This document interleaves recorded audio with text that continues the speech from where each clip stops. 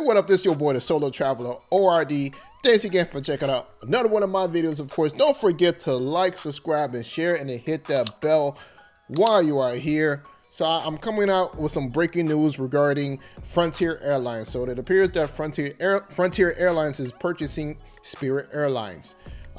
This is one of the biggest news that actually was released today. Happened sometime earlier this morning. They're going to buy it for some billions of dollars. So now they're merging two smaller airlines into one airline, so they could be one of the top 5 airlines here in the United States. So there's some things I do want to say about that, but I'm not going to say it since this is online.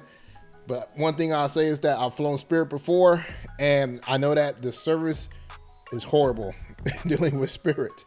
And I've heard other things regarding other people who've flown Frontier that is somewhat the same, but I don't know. I've never flown them since I'm coming out of Chicago. There's not a regular airline within our aerospace or whatever.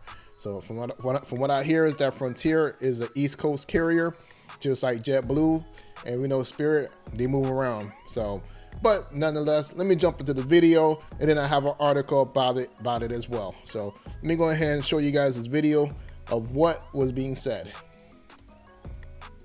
You know what? Let me remove myself too. Well, the friendly skies are about to get more competitive. Low-cost airlines Frontier and Spirit have agreed to a multi-billion-dollar merger. That move creates the 5th largest U.S. carrier. CNBC's Phil LeBeau joins us now to break down the details of this deal. So, Phil, what's driving this decision by Spirit and Frontier to get together? Well, they very complementary businesses, Aaron, and as a result, they're looking at the landscape and they're saying, you know what, we can cut our costs even further. We can drive our cost synergies to the point where it becomes more profitable as one airline as opposed to 2. And as a result, these guys want to get together, though we don't know the name of the airline that they're ultimately going to be flying under. And when they do come together, you will have the 5th largest airline in the United States, and it'll be an ultra low fare airline because that's really the business mantra for both Frontier and Spirit. So, you know, obviously we have the big airlines, Delta, American, United. How much does this shake up the airline industry? Not a ton. I think it's not a huge surprise that these guys are getting together. The corporate parent for Frontier, Indigo Partners, is an investment firm, has a number of investments in airlines around the world, previously owned Spirit. So it's not surprising that Indigo Partners said, hey, you know what? Makes sense to put Frontier and Spirit together. They do not overlap a ton in terms of their routes. Neither of them dominate any one single market. So the idea here is come together. You're only going to have about 5.5% of the U.S. market, but that still will be enough to make you the 5th largest in the country. So do we know when Spirit and Frontier travelers might see any impact or what type of impact they might see from the merger? A little bit later on this year, and that's when they're going to say which airline name they're going to take. My guess is I wouldn't be surprised if it's Spirit, given the fact that that probably has a little bit more name recognition around the country, but they haven't made that decision yet. They'll also decide on who the CEO will be, the headquarters, and then they'll put the frequent flyer programs together. Their goal is to keep it as seamless as possible for both the Frontier and the Spirit customers. All right, there you go. So that's what was being said on NBC News. But one of the things that they're saying is that they're going to bring together these 2 airlines and it's going to be cheaper. However, I don't believe that's going to happen. I believe that after they merge, give them a couple of time, a little bit of time, maybe 6 months or so. And what they may end up doing is they're going to raise their fare. Usually most mergers, acquisitions, this is usually what happens. But I believe what they're going to do is they're going to raise it, but still be below their competitors such as United, American, Delta, all those different airlines. But I'm sure that they're going to raise it a little bit, but still be below, you know, be under what the other competitors are charging. But that is what it is. But let me jump into this article, show you guys exactly what else was being said. I got this article from USA Today, so let's dive into it. Here we go. So it says right here from US Today, budget airlines Frontier and Spirit are merging. What that means for fares, fees, and those distant planes. says here, Frontier Airlines is buying larger rival Spirit, a move the budget airlines say will create a cheap flight powerhouse and more formidable competitor to the big four U.S. airlines. The airlines released few details on Monday, deal beyond the financial terms and expected timeline. The merger, which would create the 5th largest U.S. carrier based on seat capacity and 7th largest based on revenue, is expected to be completed in the second half of the year, barring any major regulatory obstacles or other challenges. The pressing question on travelers' mind won't be definitely answered anytime soon. Executives say they haven't even decided which airline name or look will survive the merger, or who will run the combined company. I know one thing for sure: they need to get away from the Spirit Airlines name, because that name says a lot. It has carried a lot of weight.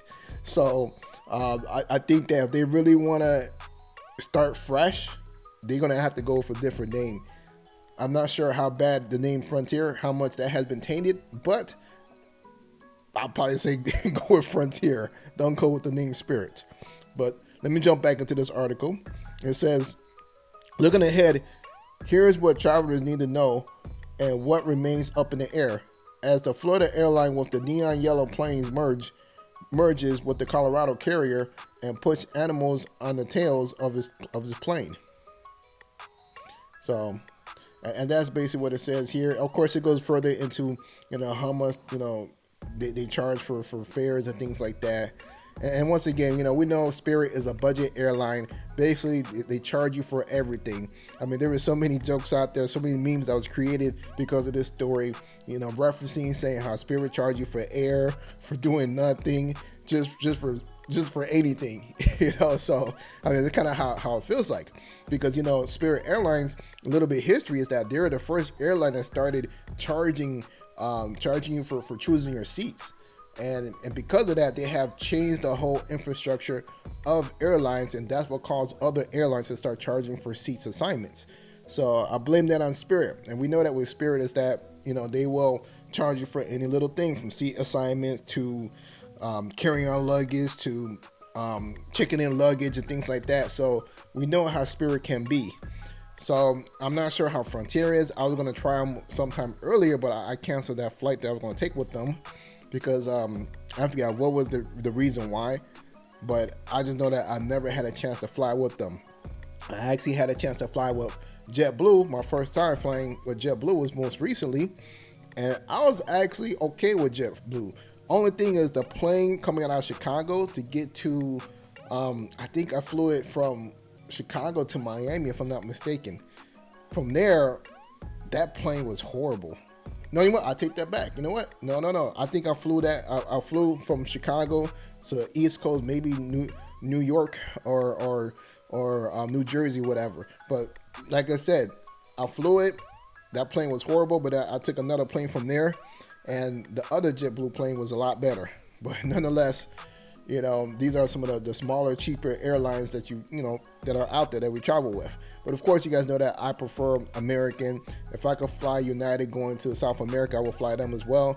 Delta, I actually avoid them only because I don't feel like stopping in Atlanta. I hate to make that stop there, then to get to where I'm trying to get to. I actually enjoy flying from Chicago to Miami. I don't want to go to Texas to fly to South America. I just like something about, I feel like, from Chicago to Miami is a shorter distance to get to South America. So that's the reason why I actually enjoy going through Miami, but not to, go on a tangent to get away from the whole situation about Frontier and Spirit. Like I was saying, I believe that they're going to raise their rates. Be careful of that whole situation. Who knows how they're going to run the company. I hope that they run it a lot better than how Spirit was being ran. Of course, it was the budget airline, so notice that there was a lot of fights and a lot of things going on, on the airlines. It was almost like Fight Club in so many words because of how cheap their fare was.